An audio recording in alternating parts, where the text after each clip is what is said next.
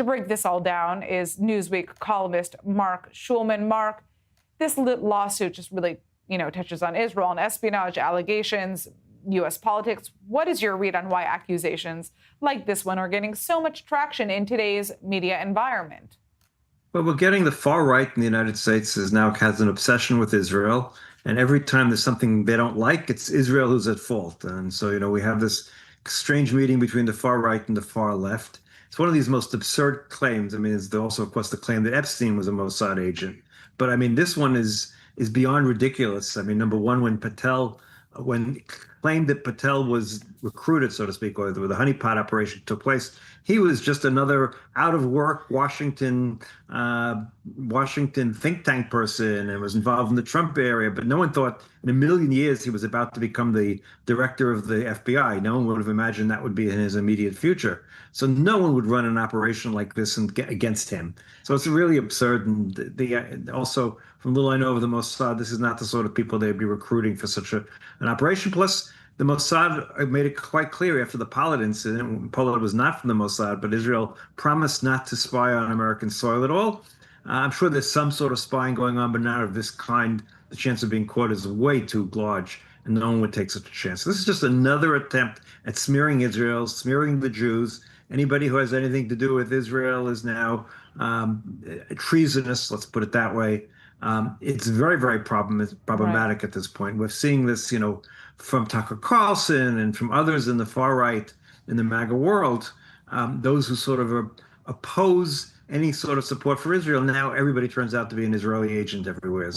And I think this is one of the things we have to really be concerned about, because as they normalize statements like this has a really large effect.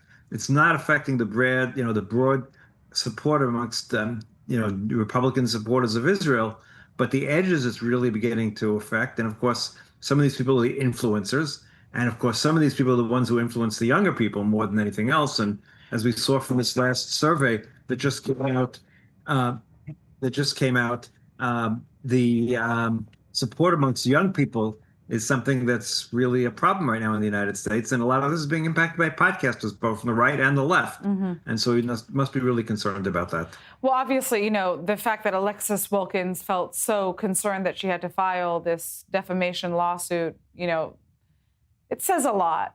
Of course, the question is, how damaging could this case be for Kash Patel as the head of the FBI, but also why she was so impacted by this, Well, listen, because it's a very, that whole sphere is a very fragile group of people in lots of ways in terms of their reputation, and threat this or claim that, or, you had something to do with Epstein, all sorts of things. And it's very, very fragile. So all these people are very concerned about their reputations. Patel is worried about his reputation as well.